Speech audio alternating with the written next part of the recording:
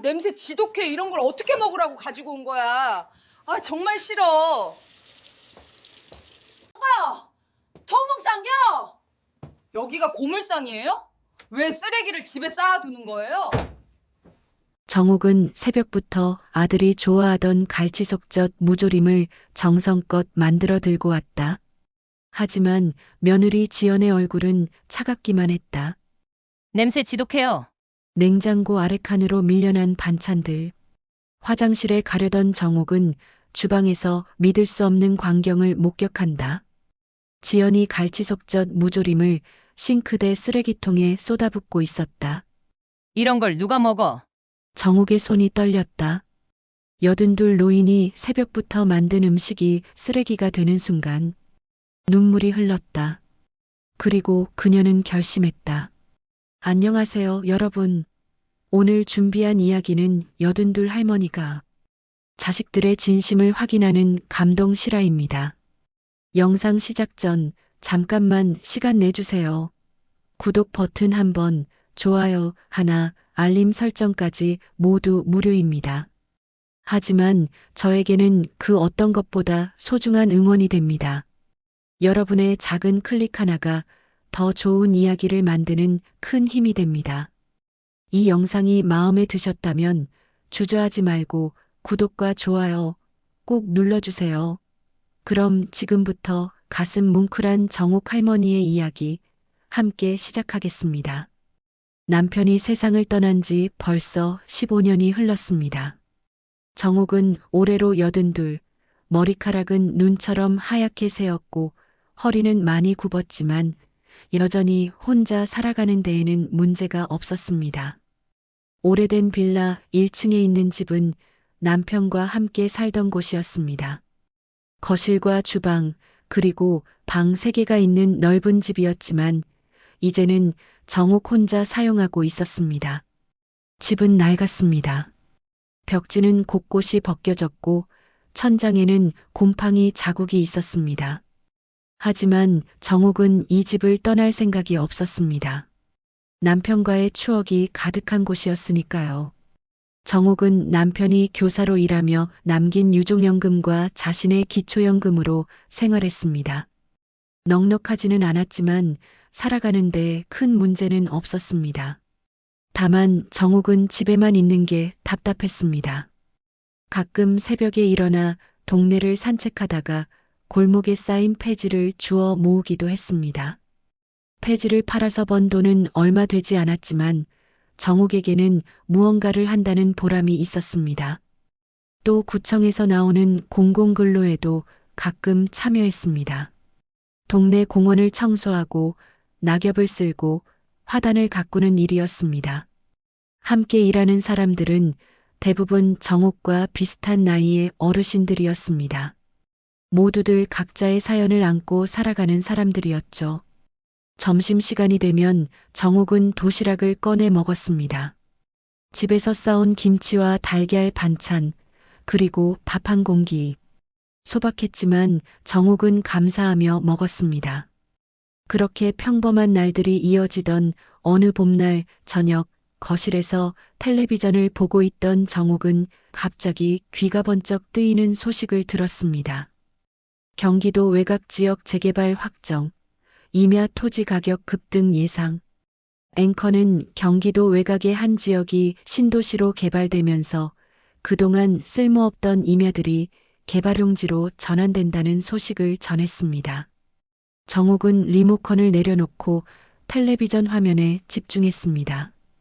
화면에는 지도가 나왔고 빨간색으로 표시된 지역이 보였습니다. 정옥의 눈이 커졌습니다. 그 지역이 낯익었기 때문입니다. 혹시 그곳이? 정옥은 천천히 일어나 안방으로 갔습니다. 옷장 아래 서랍 깊숙한 곳에는 오래된 서류 봉투가 있었습니다. 남편이 세상을 떠나기 전 정옥에게 건네준 봉투였습니다. 남편은 그때 이렇게 말했었죠. 여보, 언젠가는 쓸모 있는 땅이 될 수 있지 않을까 싶소. 정옥은 그동안 그 봉투를 한 번도 열어보지 않았습니다. 남편이 시골 어딘가에 작은 임야를 가지고 있다는 정도만 알고 있었죠. 산속 쓸모없는 땅이라고 생각했습니다. 정옥은 떨리는 손으로 봉투를 열었습니다. 안에는 낡은 토지 등기부등본과 지적도가 들어 있었습니다. 지목란에는 임야라고 적혀 있었습니다. 정옥은 주소를 확인했습니다. 경기도. 이게 바로 그곳 아닌가? 뉴스에서 나온 재개발 지역과 정옥이 가진 땅의 주소가 일치했습니다. 정옥의 가슴이 두근거렸습니다. 등기부등본에는 땅의 면적이 적혀 있었습니다. 9,900제곱미터. 정옥은 평수로 환산하는 법을 몰랐습니다. 다만 꽤 넓은 땅이라는 것만 알 수 있었습니다. 정옥은 그날 밤 잠을 이루지 못했습니다. 다음 날 아침 정옥은 평소보다 일찍 일어났습니다. 공공근로는 오늘 쉬는 날이었습니다. 정옥은 서류를 가방에 넣고 집을 나섰습니다. 버스를 타고 동네 부동산 사무실로 향했습니다. 부동산 사무실 문을 열자 사장님이 반갑게 맞아주었습니다. 어머니, 어서 오세요. 무슨 일로 오셨어요? 정옥은 조심스럽게 말을 꺼냈습니다. 저기, 제가 아는 지인분이 경기도 쪽에 임야를 좀 가지고 계신다는데요. 요즘 그쪽이 재개발된다고 하더라고요. 부동산 사장님의 눈이 반짝였습니다. 아, 그쪽 말씀이세요? 요즘 그쪽 완전 핫해요. 재개발 확정되면서 임야 땅값이 천정부지로 올랐어요. 예전에는 임야라고 아무도 거들떠보지도 않았는데 말이죠. 정옥은 가슴이 뛰는 걸 애써 감추며 물었습니다. 그래요? 그럼 거기 땅이 얼마나 하나요? 부동산 사장님은 컴퓨터를 켜며 말했습니다. 어디쯤인데요? 정옥은 메모지에 적어온 주소를 건넸습니다. 부동산 사장님은 주소를 확인하더니 휘파람을 불었습니다. 와, 여기 완전 핵심 지역이네요. 임야지만 개발용지로 전환되는 곳이에요.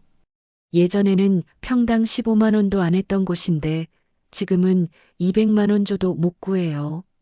지인분 땅이 얼마나 되는데요? 정옥은 등기부등본을 꺼내며 대답했습니다. 그게 제곱미터로 되어 있어서 평수는 잘 모르겠어요. 부동산 사장님이 서류를 받아보더니 계산기를 두드렸습니다. 9,900제곱미터면 약 3,000평 정도 되네요. 임야로 3,000평이면 엄청난 규모인데요. 정옥의 눈이 커졌습니다. 3,000평이라는 숫자가 실감나지 않았습니다. 부동산 사장님은 계속해서 설명했습니다. 이 지역은 지금 평당 200만 원 선인데요. 개발 확정되면서 계속 오르고 있어요. 제 생각엔 앞으로 250에서 300만 원까지도 갈 것 같아요. 지금 매물 나오는 족족 팔리고 있거든요. 특히 임야가 개발용지로 바뀌면서 대박 나신 분들 많아요. 정옥은 그 말을 듣고 머릿속이 하얘졌습니다. 부동산 사장님은 부러움 가득한 목소리로 계속 말했습니다. 지인분 진짜 복 많으시네요. 3,000평이면 정말 대박이에요. 요즘 그쪽 땅 가진 사람들 다 떼돈 벌었어요. 정옥은 겨우 정신을 차리고 자리에서 일어났습니다. 아, 그렇군요. 알려주셔서 감사합니다. 천만에요. 지인분한테 축하한다고 전해주세요. 정옥은 부동산 사무실을 나와 길을 걸었습니다. 다리에 힘이 풀렸습니다. 근처 공원 벤치에 앉아 정옥은 머릿속으로 계산을 시작했습니다. 3,000평에 평당 200만 원이면 60억? 거기다 250만 원이면 75억. 정옥은 손이 떨렸습니다. 70억이 넘는 재산. 평생 상상도 못 해본 금액이었습니다. 정옥은 가슴을 쓸어내렸습니다. 흥분을 감출 수가 없었습니다. 벤치에 앉아 한참을 멍하니 있다가 문득 생각이 들었습니다. 이 일을 아들한테 말해야겠다. 혼자 결정할 수 있는 일이 아니었습니다. 이렇게 큰 재산이라면 자식들과 상의해야 했습니다. 정옥은 천천히 일어나 집으로 돌아왔습니다. 주방으로 가서 냉장고를 열어봤습니다. 오랜만에 아들 도진의 집을 찾아가기로 했습니다. 재료가 좀 있었지만 정옥은 시장에 한 번 더 나가기로 했습니다. 시장에서 정옥은 신선한 재료들을 샀습니다. 생선 코너에서 싱싱한 갈치를 골랐습니다. 아들 도진이 어렸을 때 유독 좋아하던 갈치속젓 무조림을 만들어주고 싶었습니다. 그 음식을 먹으면 도진은 밥을 2그릇씩 먹곤 했었죠. 정옥은 갈치와 무 그리고 갈치속젓을 샀습니다. 다른 반찬 재료들도 함께 담았습니다. 집으로 돌아온 정옥은 정성스럽게 반찬을 만들기 시작했습니다. 먼저 갈치속젓 무조림을 만들었습니다. 무를 나박하게 썰어 냄비에 깔고 갈치를 토막 내어 얹었습니다. 그 위에 갈치속젓을 듬뿍 넣고 양념장을 만들어 부었습니다. 고춧가루, 마늘, 생강, 간장을 넣고 약한 불에서 천천히 졸였습니다. 정옥은 국물이 자작하게 줄어들 때까지 정성껏 끓였습니다. 도진이 좋아하던 그 맛을 기억하며 간을 맞췄습니다. 그 다음 멸치볶음도 만들었습니다. 마른 멸치를 간장과 설탕, 물엿에 볶아 고소하게 만들었습니다. 시금치나물도 무쳤습니다. 데친 시금치에 참기름을 두르고 마늘을 넣어 조물조물 무쳤습니다. 마지막으로 김치를 작은 용기에 담았습니다. 잘 익은 배추김치였습니다. 정옥은 반찬들을 작은 용기에 하나씩 정성스럽게 담았습니다. 갈치속젓, 무조림, 멸치볶음, 시금치나물, 김치. 특히 갈치속젓, 무조림은 아들이 가장 좋아하던 반찬이었습니다. 정옥은 큰 보자기에 용기들을 꼼꼼하게 싸서 가방에 넣었습니다. 거울 앞에 서서 옷을 갈아입으려다가 정옥은 멈췄습니다. 옷장에는 평소 입던 낡은 옷들 뿐이었습니다. 정옥은 그냥 입고 있던 옷 그대로 가기로 했습니다. 중요한 건 옷이 아니라 마음이니까요. 정옥은 가방을 들고 현관문을 나섰습니다. 버스 정류장으로 걸어가는 정옥의 발걸음은 설렘으로 가벼웠습니다. 오늘은 아들에게 좋은 소식을 전할 수 있을 것 같았습니다. 70억이 넘는 재산, 그리고 가족의 미래. 정옥은 버스를 타고 아들의 아파트로 향했습니다. 가방 속에는 정성껏 만든 반찬들이 들어 있었습니다. 버스는 서울 시내를 천천히 달렸습니다.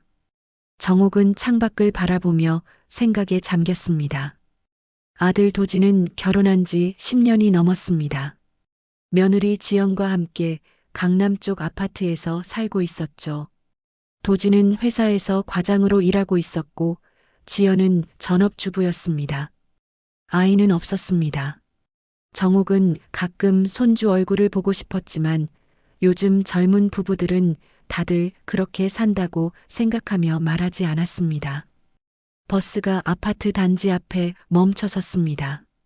정옥은 천천히 내려 아파트 입구로 걸어갔습니다. 높은 건물들이 줄지어 서 있었고 단지 안은 깔끔하게 정리되어 있었습니다. 정옥은 경비실을 지나 엘리베이터로 향했습니다. 가방 속 반찬 용기들이 부딪히는 소리가 작게 들렸습니다. 정옥은 가방을 조심스럽게 다시 안았습니다. 엘리베이터를 타고 12층으로 올라갔습니다. 엘리베이터 안에는 정옥 혼자뿐이었습니다. 거울에 비친 자신의 모습을 보니 낡은 옷차림이 초라해 보였습니다. 하지만 정옥은 개의치 않았습니다. 오늘은 좋은 소식을 전하러 온 것이니까요. 엘리베이터가 멈추고 문이 열렸습니다. 정옥은 복도를 따라 천천히 걸어가 도진의 집 앞에 섰습니다. 초인종을 누르기 전 정옥은 잠시 숨을 고르고 미소를 지었습니다. 그리고 초인종을 눌렀습니다. 잠시 후 인터폰 너머로 목소리가 들렸습니다. 누구세요? 며느리 지연의 목소리였습니다. 정옥은 밝게 대답했습니다. 나야, 엄마. 잠깐의 침묵이 흘렀습니다. 그리고 문이 열렸습니다. 지연이 문을 열고 서 있었습니다. 지연의 얼굴에는 반가움이 없었습니다. 오히려 불쾌한 표정이 역력했습니다. 어머니, 갑자기 오시면 곤란해요. 집이 어수선해서요. 정옥은 멋쩍은 미소를 지으며 대답했습니다. 그냥 니들 얼굴 보러 왔지 뭐. 반찬도 좀 해왔고. 지연은 한숨을 쉬며 문을 더 열었습니다. 정옥은 조심스럽게 안으로 들어갔습니다. 거실은 깔끔하게 정리되어 있었습니다. 소파에는 도진이 앉아 텔레비전을 보고 있었습니다.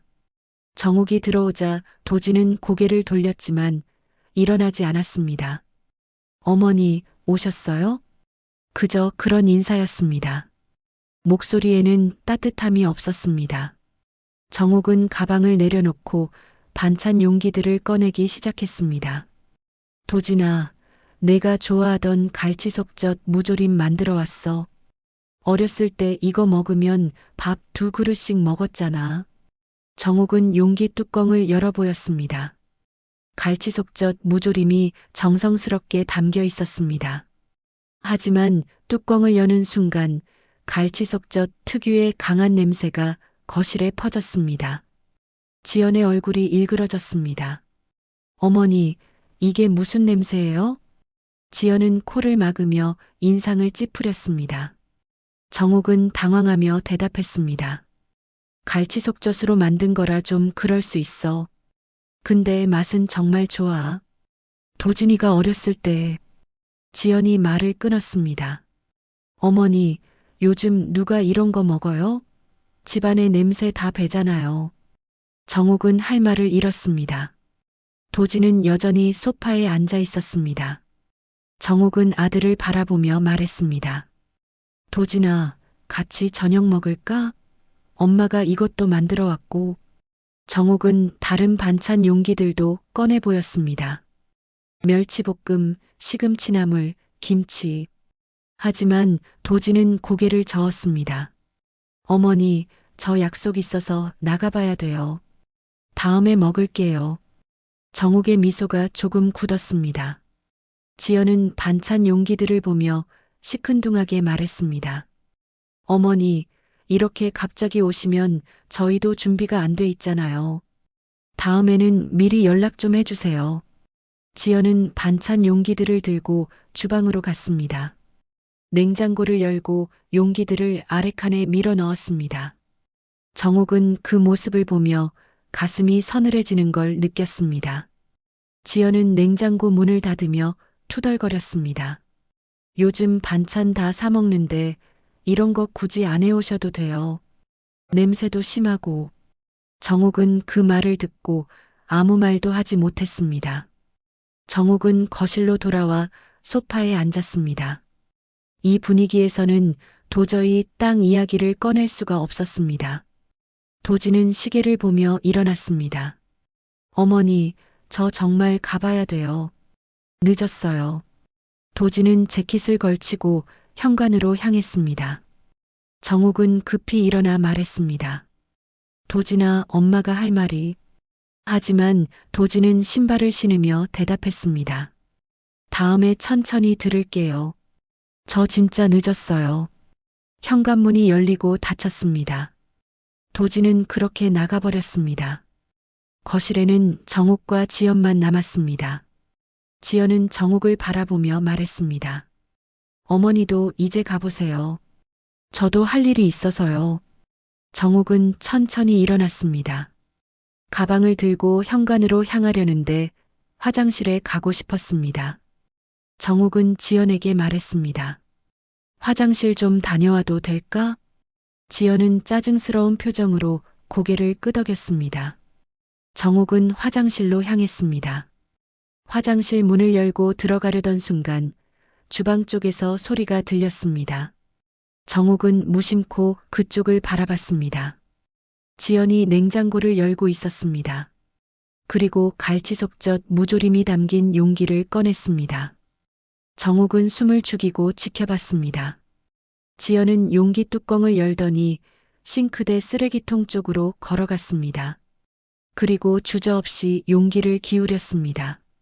정성껏 만든 갈치속젓 무조림이 쓰레기통으로 쏟아져 내렸습니다.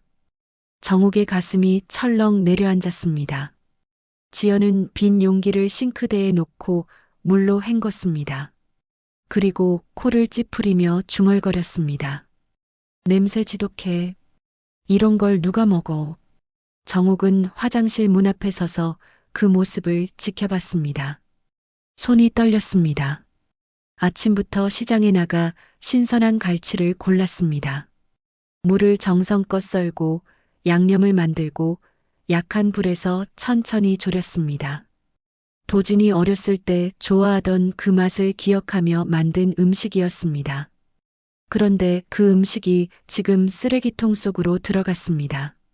정욱은 화장실 안으로 들어가 문을 닫았습니다. 변기 뚜껑을 내리고 그 위에 앉았습니다. 눈물이 흘렀습니다. 82의 노인이 새벽부터 일어나 만든 음식을 저렇게 쉽게 버릴 수 있다니. 정욱은 손수건을 꺼내 눈물을 닦았습니다. 가슴이 미어졌습니다. 한참을 그렇게 앉아 있다가 정욱은 천천히 일어났습니다. 거울을 보며 얼굴을 씻었습니다. 붉어진 눈을 식히려고 찬물로 여러 번 씻었습니다. 그리고 깊게 숨을 들이마셨습니다. 화장실 문을 열고 나왔습니다. 지연은 거실 소파에 앉아 휴대폰을 보고 있었습니다. 정욱은 현관으로 걸어갔습니다. 신발을 신으며 정욱은 생각했습니다. 70억이 넘는 재산 이야기를 하러 왔었습니다. 자식들과 함께 상의하고 앞으로의 일을 계획하려고 했었습니다. 하지만 이제는 말하고 싶지 않았습니다. 정욱은 가방 속 땅 서류를 만졌습니다. 차갑게 느껴졌습니다. 정욱은 마음속으로 중얼거렸습니다. 이 돈, 당분간 말하지 말아야겠구나. 지연이 건성으로 말했습니다. 조심히 들어가세요. 정욱은 고개를 끄덕였습니다. 현관문을 열고 나섰습니다. 문이 닫히는 소리가 차갑게 울렸습니다. 정욱은 복도에 서서 한참을 멍하니 있었습니다. 엘리베이터를 타고 1층으로 내려왔습니다. 아파트 단지를 걸어 나오며 정욱은 생각했습니다. 자신이 만든 음식이 쓰레기통에 버려지는 모습, 며느리의 차가운 태도, 아들의 무관심, 이 모든 게 자신이 가난해 보이기 때문일까? 만약 70억이 있다는 걸 알았다면 저들의 태도가 달라졌을까? 버스 정류장 벤치에 앉아 정욱은 깊은 한숨을 쉬었습니다. 가방을 열어 땅 서류를 꺼내 보았습니다. 70억? 상상도 못할 큰 재산. 하지만 이 재산을 가지고도 정욱은 아들의 집에서 환대받지 못했습니다. 아니, 환대는커녕 무시당했습니다. 정욱은 서류를 다시 가방에 넣었습니다. 그리고 속으로 다짐했습니다. 당분간은 이 땅에 대해 아무에게도 말하지 않겠다고, 자식들이 자신을 어떻게 대하는지 좀 더 지켜보겠다고. 정욱의 마음속에는 씁쓸함과 함께 새로운 결심이 자리 잡았습니다. 버스가 왔습니다. 정욱은 천천히 일어나 버스에 올랐습니다. 창밖으로 아파트 단지가 멀어졌습니다. 정욱은 창문에 이마를 대고 눈을 감았습니다. 쓰레기통에 버려진 갈치속젓 무조림이 자꾸 떠올랐습니다. 집으로 돌아온 정욱은 거실 소파에 앉아 한참을 멍하니 있었습니다. 창밖으로 해가 지고 있었습니다. 붉은 노을이 방 안으로 스며들었지만 정욱의 마음은 어두웠습니다. 쓰레기통에 버려진 갈치속젓 무조림이 자꾸만 떠올랐습니다. 며느리의 차가운 눈빛도 아들의 무관심한 태도도 계속 머릿속을 맴돌았습니다. 정욱은 가방에서 땅 서류를 꺼내 펼쳤습니다. 70억이 넘는 재산. 하지만 이 돈을 말했다면 어땠을까요? 아들과 며느리가 갑자기 친절해졌을까요? 웃는 얼굴로 반찬을 받아들였을까요? 정욱은 고개를 저었습니다. 그런 친절은 진심이 아닐 겁니다. 돈을 보는 친절일 뿐이죠. 정옥은 결심했습니다. 이 재산에 대해 당분간 아무에게도 말하지 않겠다고. 그리고 자신이 정말 가난해졌을 때 자식들이 어떻게 대하는지 지켜보기로 했습니다. 정옥은 서류를 다시 서랍 깊숙이 넣었습니다. 그리고 방 안을 둘러봤습니다. 이 집은 남편과 함께 살던 곳이었습니다. 거실과 주방, 방 3개가 있는 넓은 빌라였습니다. 오래되고 낡았지만 추억이 가득한 곳이었죠. 하지만 정옥 혼자 살기에는 너무 컸습니다.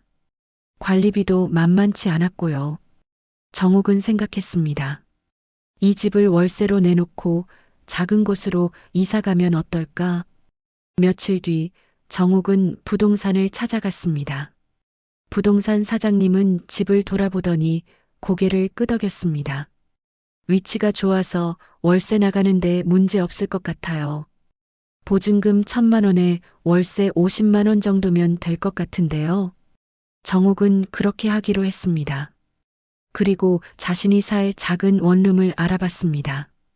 역에서 멀고 건물도 낡았지만 보증금 500만 원에 월세 30만 원인 곳을 찾았습니다. 방 하나에 작은 부엌, 화장실이 전부였습니다. 창문도 작아서 햇빛이 잘 들지 않았습니다. 정옥은 이곳으로 이사하기로 했습니다. 이사 날 정옥은 짐을 간추렸습니다. 큰 집에 있던 가구들은 대부분 그대로 두고 필요한 것만 챙겼습니다. 옷 몇 벌, 이불 한 채, 그릇 몇 개. 그게 전부였습니다. 작은 트럭에 짐을 싣고 새 집으로 향했습니다. 원룸에 도착하니 방은 더 좁아 보였습니다. 짐을 내려놓고 정옥은 방 안을 둘러봤습니다. 벽지는 누렇게 변색되어 있었고 바닥 장판은 곳곳이 찢어져 있었습니다. 부엌은 싱크대 하나가 전부였고 화장실은 비좁았습니다. 정옥은 한숨을 쉬었습니다. 하지만 이게 목적이었습니다. 스스로 더 낮은 자리에 내려가 보는 것. 이사를 마치고 정옥은 휴대폰을 꺼냈습니다. 아들에게 전화를 걸었습니다. 신호음이 여러 번 울린 뒤 도진이 전화를 받았습니다. 어머니, 무슨 일이세요? 정옥은 천천히 말했습니다. 도진아, 엄마가 이사했어. 네, 이사요? 갑자기 왜요? 정옥은 목소리를 낮췄습니다.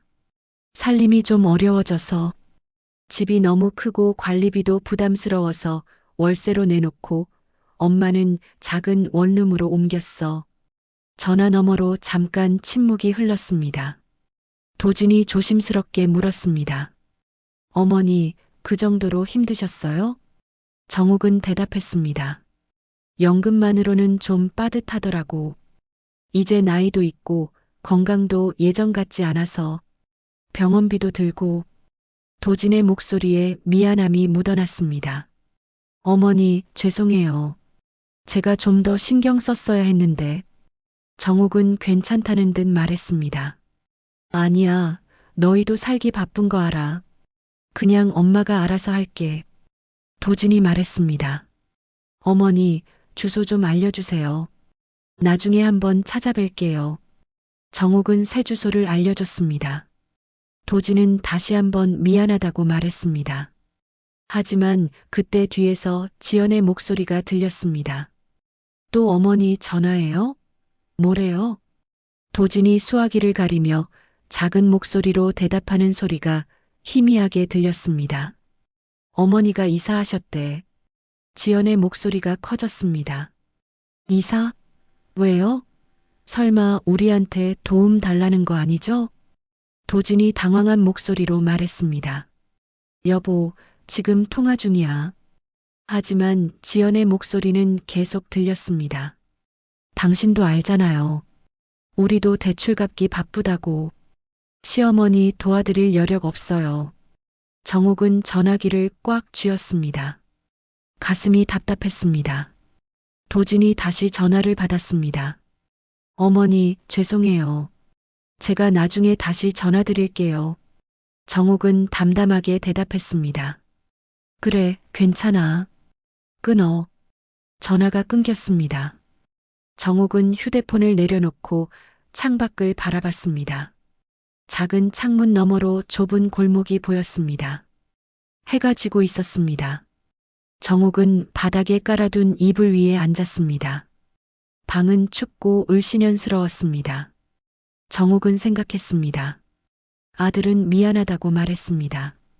하지만 그 뒤에서 며느리는 불만을 토로했습니다. 도와줄 여력이 없다고, 우리도 바쁘다고. 정옥은 쓸쓸하게 웃었습니다.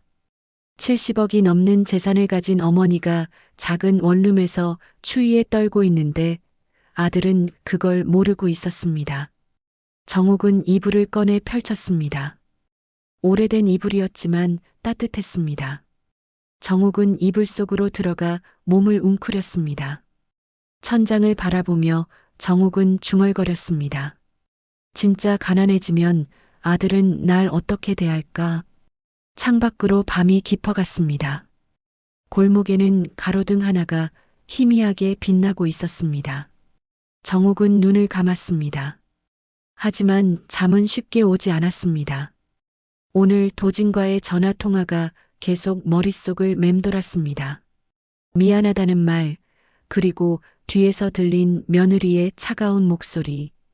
다음 날 아침 정옥은 일찍 일어났습니다. 원룸은 더 춥게 느껴졌습니다. 간단히 세수를 하고 낡은 옷을 입었습니다. 거울을 보니 자신의 모습이 더욱 초라해 보였습니다. 정옥은 현관문을 열고 밖으로 나갔습니다. 좁은 골목을 걸어 나오니 큰 길이 나왔습니다. 정옥은 폐지를 주우러 나갔습니다. 손수레를 끌고 동네를 돌아다녔습니다. 82의 노인이 구부린 허리로 폐지를 줍는 모습은 쓸쓸했습니다. 지나가는 사람들은 정옥을 힐끗 보고 지나갔습니다. 어떤 사람들은 동정의 눈빛을 보냈고 어떤 사람들은 무관심했습니다. 정옥은 손수레에 폐지를 가득 담았습니다. 그리고 고물상으로 향했습니다. 고물상 주인은 폐지를 달아보고 돈을 건넸습니다. 5,000원. 정옥은 돈을 받아 주머니에 넣었습니다. 그리고 다시 원룸으로 돌아왔습니다. 방 안에 앉아 정옥은 생각했습니다. 이제 시작이었습니다. 자신이 정말 가난한 사람이 되어 살아보는 것. 그리고 자식들이 자신을 어떻게 대하는지 지켜보는 것. 정옥은 창밖을 바라봤습니다. 하늘은 흐렸고 비가 올 것 같았습니다. 정옥은 가방에서 땅 서류를 꺼내 다시 한번 봤습니다. 70억. 하지만 이 돈은 아직 아무도 몰랐습니다. 정옥은 서류를 다시 넣고 가방을 옷장 깊숙이 넣었습니다. 그리고 혼잣말로 중얼거렸습니다. 이제 알아보자. 진짜 가족이 뭔지. 원룸으로 이사한 지 일주일이 지났습니다.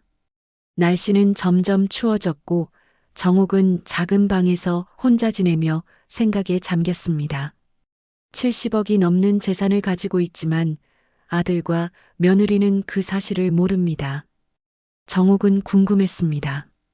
자신이 정말 힘들 때 자식들은 어떻게 대할까? 진심으로 도와줄까? 정옥은 결심했습니다. 보일러가 고장났다고 거짓말을 하고 아들의 집에서 며칠 지내보기로요. 그들의 진심을 알고 싶었습니다. 정옥은 휴대폰을 꺼내 아들에게 전화를 걸었습니다. 신호음이 몇 번 울린 뒤 도진이 전화를 받았습니다. 어머니, 무슨 일이세요? 정옥은 기침을 하며 말했습니다. 도진아, 엄마가 요즘 좀 힘들어서 원룸 보일러가 고장났는데 고치려면 돈이 많이 든대. 추워서 잠을 못 자겠어. 도진이 걱정스러운 목소리로 물었습니다. 어머니, 많이 추우세요? 정옥은 대답했습니다. 응, 밤에 너무 추워서. 도진아, 며칠만 너희 집에서 지낼 수 있을까? 보일러 고칠 돈 모을 때까지만. 전화 너머로 잠시 침묵이 흘렀습니다. 도진이 대답했습니다. 어머니, 그러세요. 오늘 저녁에 오세요. 정옥은 안도의 한숨을 쉬었습니다. 고맙다, 아들. 전화를 끊고 정옥은 짐을 꾸렸습니다. 옷 몇 벌과 세면도구를 가방에 넣었습니다. 그리고 저녁 무렵 아들의 아파트로 향했습니다. 아파트 문을 열자 지연이 서 있었습니다. 지연의 얼굴에는 불쾌함이 역력했지만 말은 하지 않았습니다. 정옥은 조심스럽게 안으로 들어갔습니다. 고맙다, 지연아. 며칠만 신세 질게. 지연은 대답 없이 고개만 끄덕였습니다. 도진이 작은 방을 가리켰습니다. 어머니, 저기 방 쓰세요. 정옥은 작은 방으로 들어가 짐을 풀었습니다. 따뜻한 온기가 느껴졌습니다. 원룸과는 달랐습니다. 정옥은 이불을 펴고 누웠습니다. 오랜만에 따뜻한 잠자리였습니다. 하지만 밤늦게 거실에서 소곤거리는 소리가 들렸습니다. 지연의 목소리였습니다. 당신 언제까지 모시고 있을 거예요? 도진이 조용히 말했습니다. 여보, 어머니가 힘드시대. 며칠만 계시다 가신대. 지연의 목소리가 높아졌습니다. 며칠이 언제까지예요? 우리도 불편하잖아요. 아침마다 어머니 눈치 보면서 생활해야 하고. 도진이 달래듯 말했습니다. 조금만 참아줘. 보일러 고치시면 가실 거야. 지연이 짜증스럽게 대답했습니다. 보일러 고치는 게 얼마나 걸리는데요? 당신이 돈 들여서 빨리 고치시라고 하지 그래요. 도진은 아무 말도 하지 않았습니다. 정옥은 이불 속에서 그 대화를 다 들었습니다. 가슴이 답답했지만 정옥은 꾹 참았습니다. 다음 날부터 정옥은 아들 집에서 지내기 시작했습니다. 하루, 이틀, 사흘이 지나고 일주일이 되었습니다. 지연의 태도는 점점 더 차가워졌습니다. 아침마다 퉁명스럽게 인사를 받았고 저녁에는 정옥이 있든 없든 신경 쓰지 않았습니다. 정옥은 최대한 방에만 있으려고 했습니다. 불편을 끼치지 않으려고요. 일주일째 되던 날 정옥은 산책을 나갔습니다.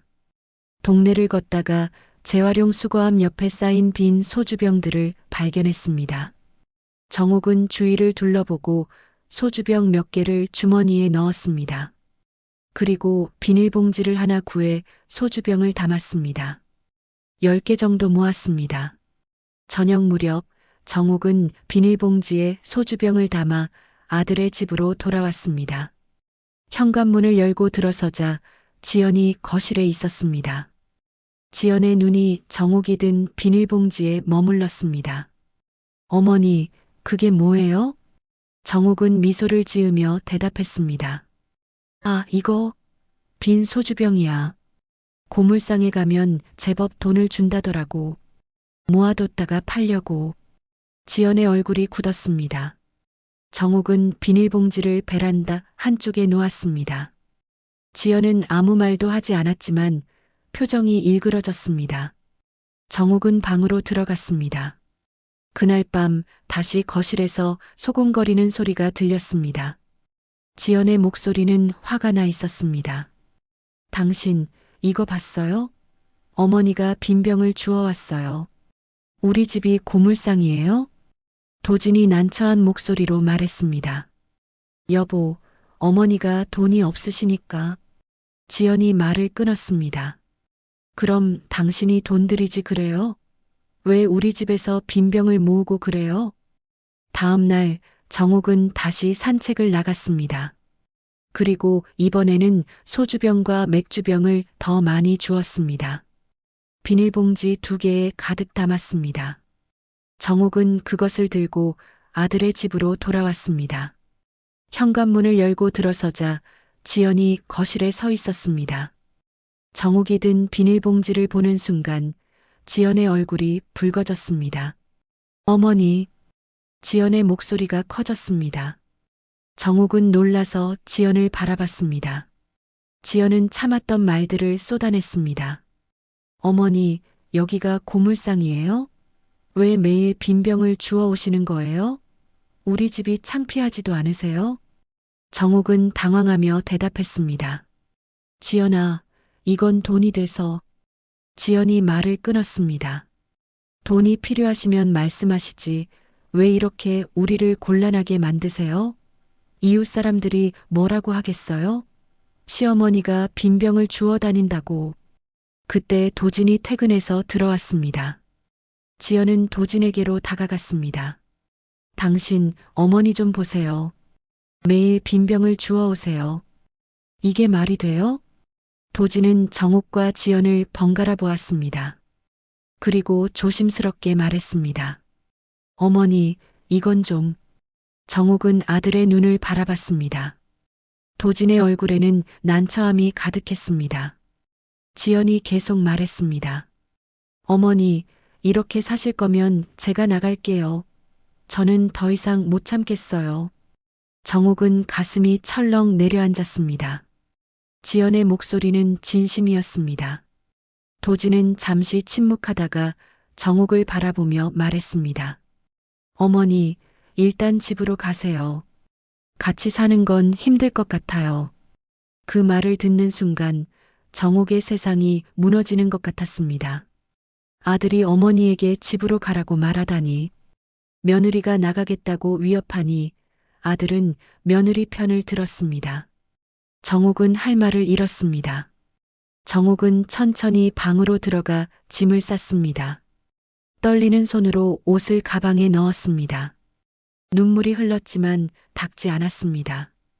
짐을 다 싸고 거실로 나왔습니다. 도진과 지연은 소파에 앉아 있었습니다. 정옥은 현관으로 걸어갔습니다.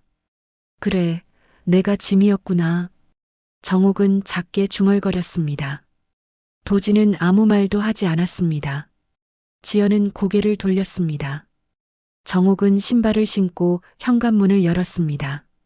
뒤돌아보지 않았습니다. 문을 닫고 복도로 나왔습니다.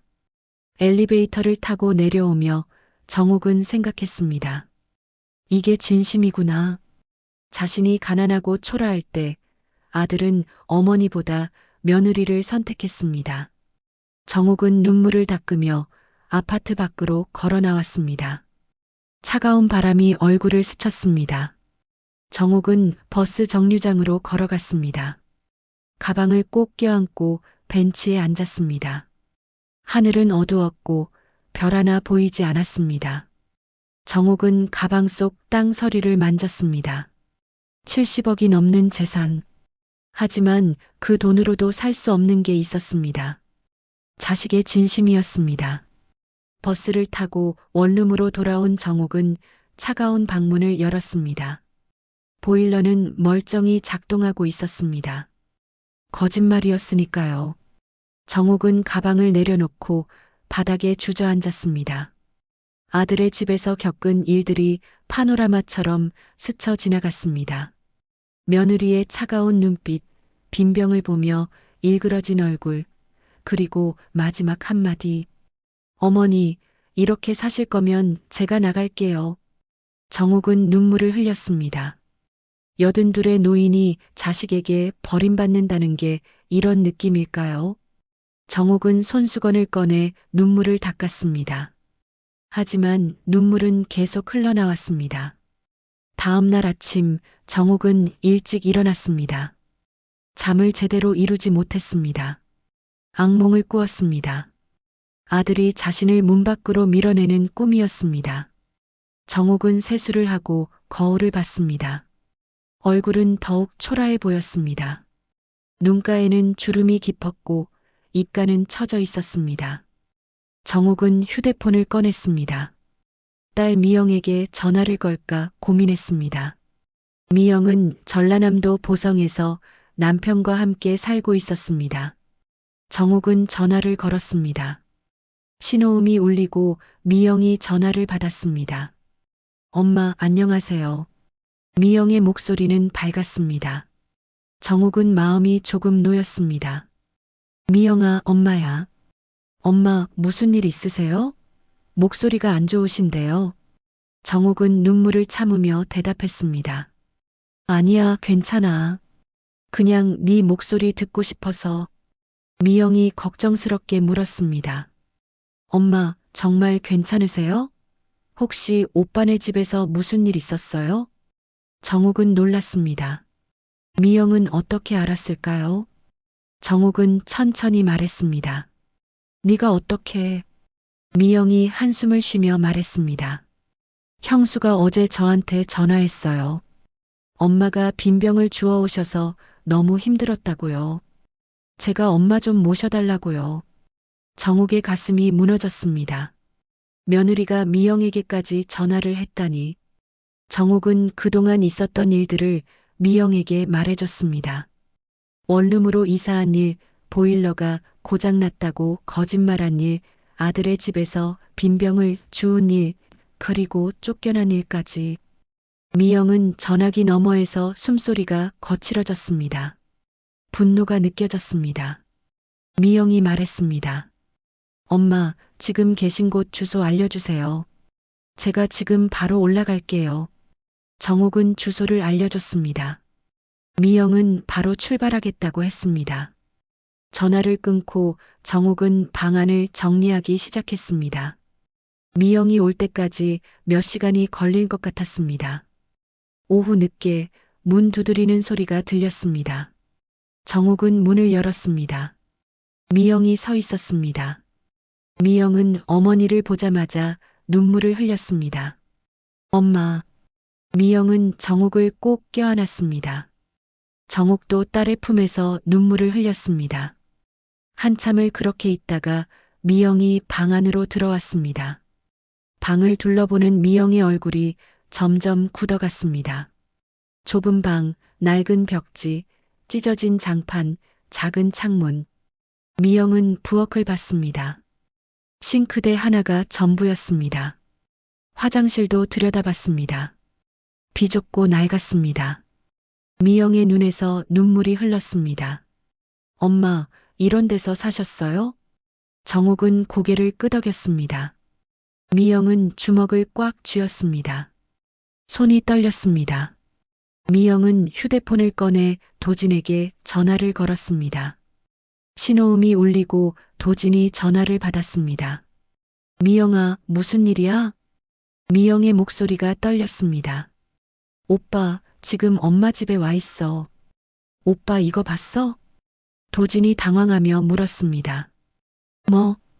미영이 소리쳤습니다. 엄마가 이렇게 힘들게 사는데 와서 보지도 않는 거야?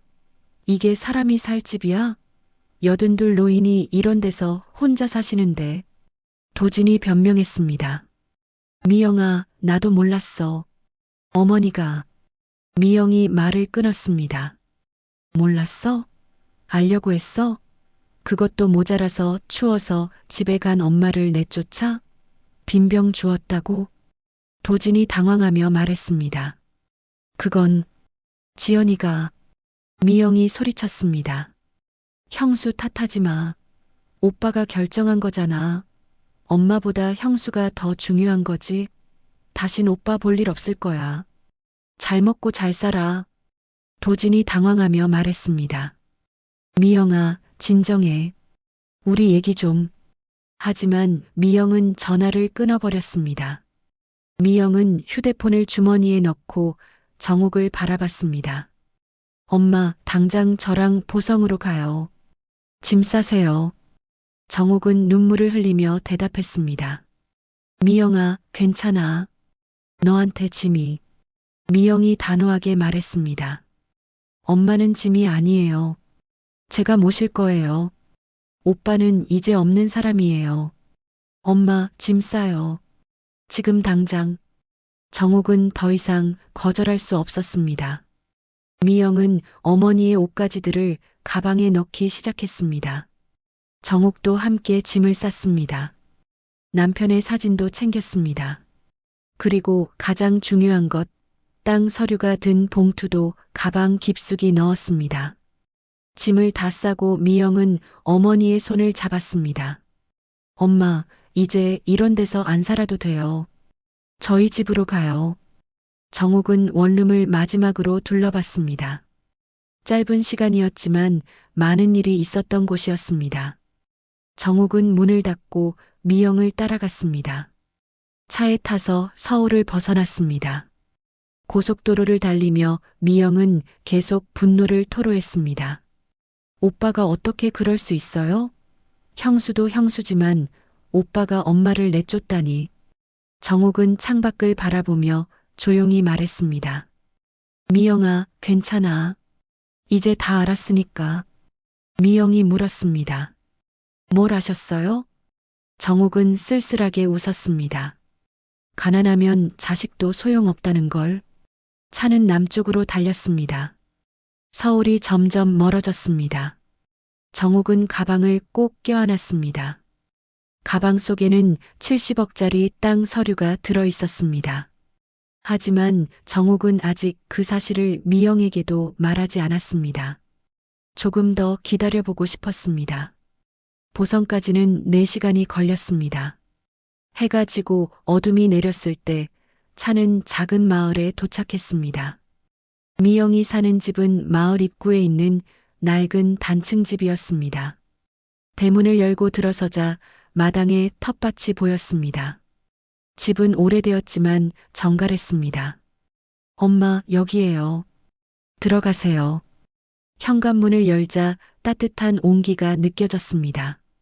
미영의 남편 재현이 반갑게 맞아주었습니다. 장모님, 어서 오세요. 재현은 정옥의 짐을 받아들었습니다. 미영은 어머니를 안방으로 안내했습니다. 방은 넓지 않았지만 깨끗했습니다. 이불이 깔려 있었고 작은 옷장이 한쪽에 있었습니다. 엄마, 여기서 쉬세요. 제가 저녁 준비할게요. 정옥은 방에 앉아 주위를 둘러봤습니다. 원룸과는 달랐습니다. 따뜻했습니다. 정옥은 눈물이 났습니다.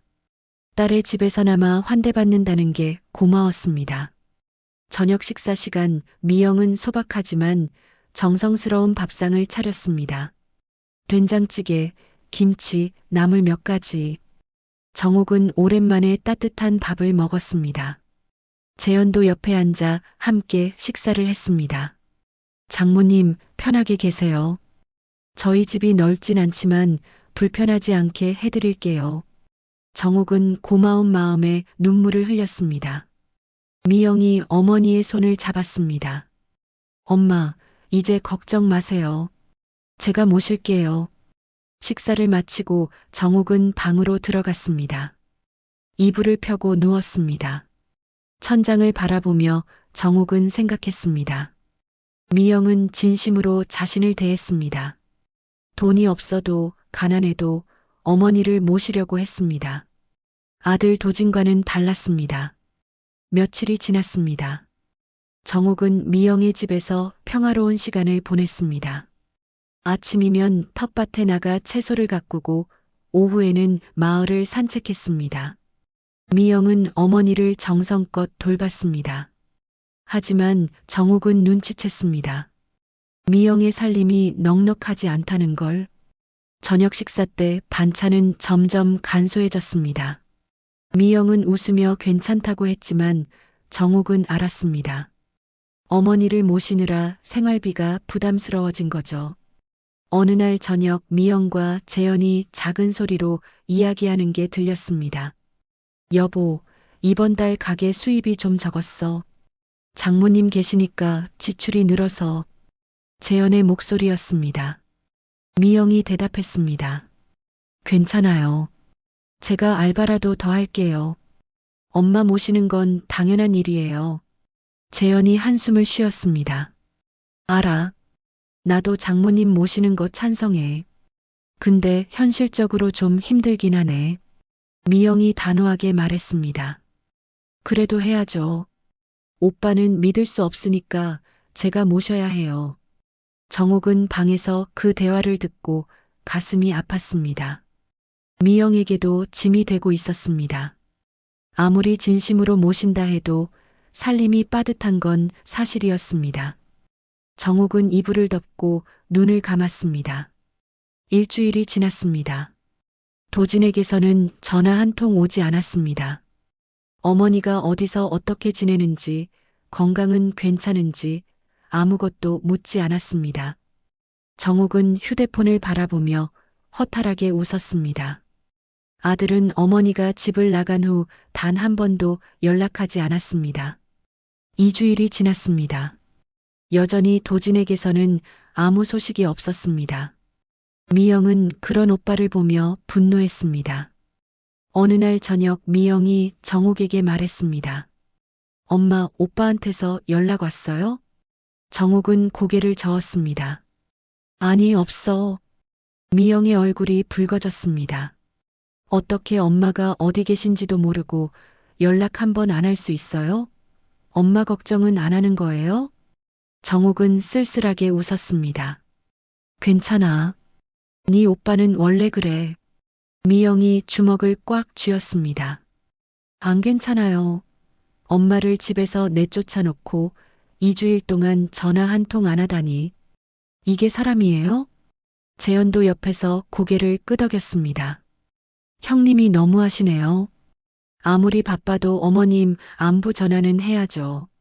미영은 눈물을 글썽이며 말했습니다. 저는 오빠를 다시 보지 않을 거예요. 이런 사람은 제 오빠가 아니에요.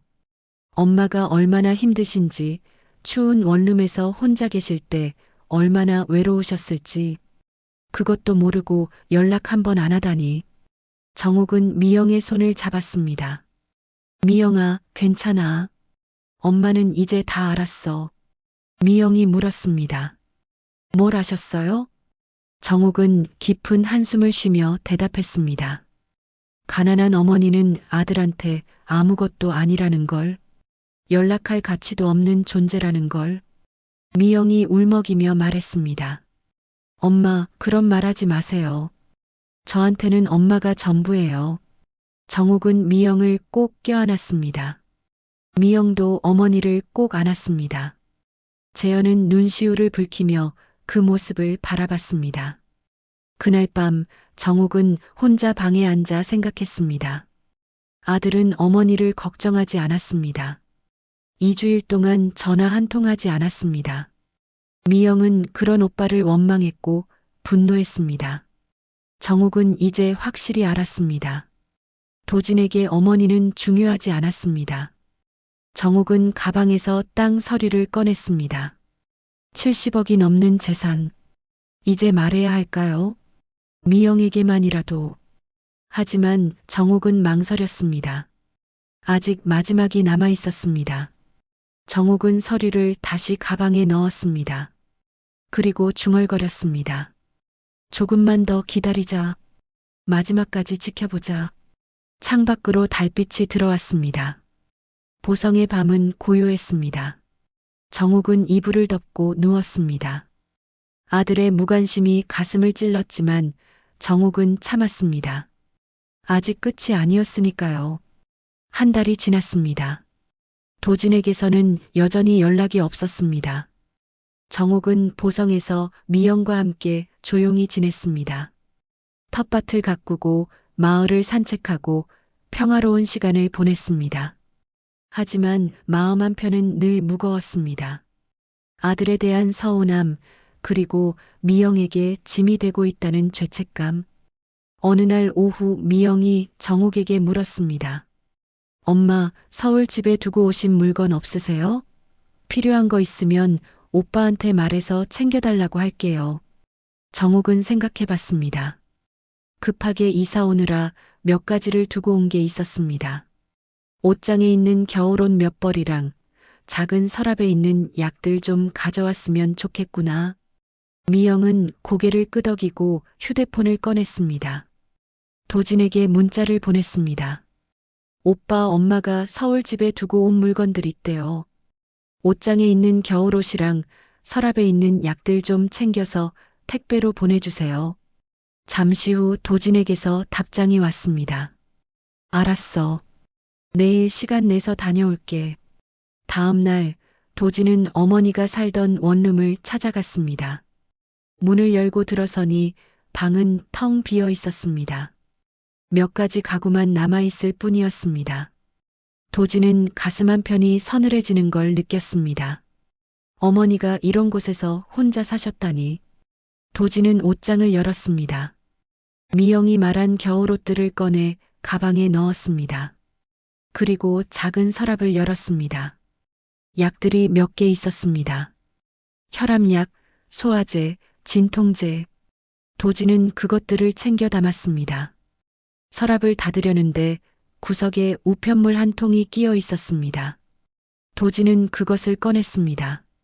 봉투에는 구청 마크가 찍혀 있었고 어머니의 이름이 적혀 있었습니다. 도지는 무심코 봉투를 열었습니다. 안에는 재산세 납부 고지서가 들어 있었습니다. 도지는 서류를 펼쳤습니다. 그리고 눈이 커졌습니다. 소재지는 경기도 외곽 어딘가였고 면적은 9,900제곱미터로 되어 있었습니다. 그리고 납부 금액은 640만 원이었습니다. 도지는 서류를 다시 읽었습니다. 9,900제곱미터, 약 3,000평. 도지는 멍하니 고지서를 바라봤습니다. 재산세가 640만 원이라니 이 정도면 꽤 큰 땅이었습니다. 도지는 휴대폰을 꺼내 경기도 외곽 재개발 소식을 검색했습니다. 뉴스 기사들이 쏟아져 나왔습니다. 경기도 외곽 신도시 개발 확정, 임야 땅값 급등, 재개발 지역 토지 가격, 평당 200만 원 이상 호가. 도지는 계산기를 켰습니다. 3,000평에 평당 200만 원이면 60억, 250만 원이면 75억. 도진의 손이 떨렸습니다. 어머니가 70억이 넘는 땅을 가지고 계셨던 겁니다. 도진은 바닥에 주저앉았습니다. 머릿속이 복잡했습니다. 어머니는 이런 재산을 가지고 계시면서 왜 작은 원룸에서 사셨을까? 왜 자신의 집에 와서 빈병을 주우셨을까? 왜 보일러가 고장났다고 하셨을까? 도지는 고개를 들고 텅 빈 방을 둘러봤습니다. 그때 깨달았습니다. 어머니는 일부러 가난한 척 하셨던 겁니다. 자신을 시험하셨던 거였습니다. 자신이 어떻게 대하는지 지켜보셨던 거였습니다. 도지는 가슴이 철렁 내려앉았습니다. 자신은 어머니를 어떻게 대했나요? 반찬을 받고도 냉대했습니다. 빈병을 주워 오셨다고 내쫓았습니다. 보성으로 가신 후 한 달 동안 전화 한 통 하지 않았습니다. 도지는 눈물이 났습니다. 도지는 서류를 다시 봤습니다. 경기도 외곽 9,900제곱미터, 납부 금액 640만 원. 어머니는 이런 재산을 가지고 계셨지만 자식들에게 말씀하지 않으셨습니다. 그리고 자신이 가난할 때 자식들이 어떻게 대하는지 보셨던 겁니다. 도지는 자신이 얼마나 형편없는 아들이었는지 깨달았습니다. 도지는 휴대폰을 꺼내 미영에게 전화를 걸었습니다. 신호음이 울렸지만 미영은 받지 않았습니다. 도지는 다시 걸었습니다. 또 받지 않았습니다. 도지는 문자를 보냈습니다. 미영아, 엄마가 땅을 가지고 계셨어. 경기도 외곽에 3,000평. 재개발되면 70억이 넘는 땅. 내가 잘못했어. 어머니 바꿔줘. 사과하고 싶어. 하지만 답장은 오지 않았습니다. 도지는 재산세 고지서를 들고 원룸을 나섰습니다. 차에 올라타 한참을 멍하니 앉아 있었습니다. 어머니의 얼굴이 떠올랐습니다. 반찬을 들고 오셨을 때의 미소, 빈병을 주우셨을 때의 모습, 집을 나가실 때의 쓸쓸한 뒷모습. 도지는 핸들을 잡고 눈물을 흘렸습니다. 자신은 어머니를 잃었습니다. 70억이 아니라 어머니의 마음을 잃었습니다. 도지는 시동을 걸었습니다. 보성으로 가야 했습니다. 어머니께 무릎 꿇고 사과해야 했습니다. 하지만 차는 쉽게 출발하지 못했습니다. 도지는 핸들을 잡은 채 한참을 그렇게 앉아 있었습니다. 후회가 밀려왔습니다. 70억이 문제가 아니었습니다. 자신은 가난한 어머니를 내쫓았습니다. 돈이 없다는 이유로, 체면이 깎인다는 이유로 어머니를 버렸습니다. 도지는 보성으로 향했습니다. 고속도로를 달리는 내내 어머니의 얼굴이 떠올랐습니다. 가슴이 답답했습니다. 4시간을 달려 보성에 도착했을 때는 해가 지고 있었습니다. 미영의 집 앞에 차를 세웠습니다. 도진은 차에서 내려 대문 앞에 섰습니다.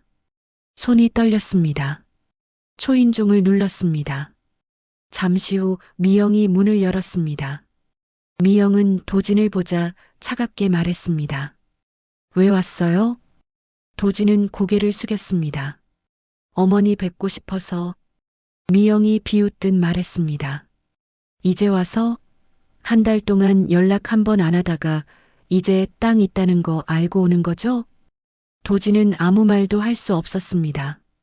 미영의 말이 맞았으니까요. 미영이 계속 말했습니다. 오빠 엄마는 오빠를 보고 싶어 하지 않으세요. 돌아가세요. 도진이 애원했습니다. 미영아, 제발. 어머니께 사과하고 싶어. 단 한 번만. 그때 집안에서 정옥의 목소리가 들렸습니다. 미영아, 들어오라고 해. 미영은 못마땅한 표정으로 문을 열었습니다. 도진은 조심스럽게 안으로 들어갔습니다. 거실에 정옥이 앉아 있었습니다. 도진은 어머니 앞에 무릎을 꿇었습니다. 어머니, 죄송합니다. 정옥은 아들을 바라봤습니다. 차가운 눈빛이었습니다. 뭐가 죄송한데?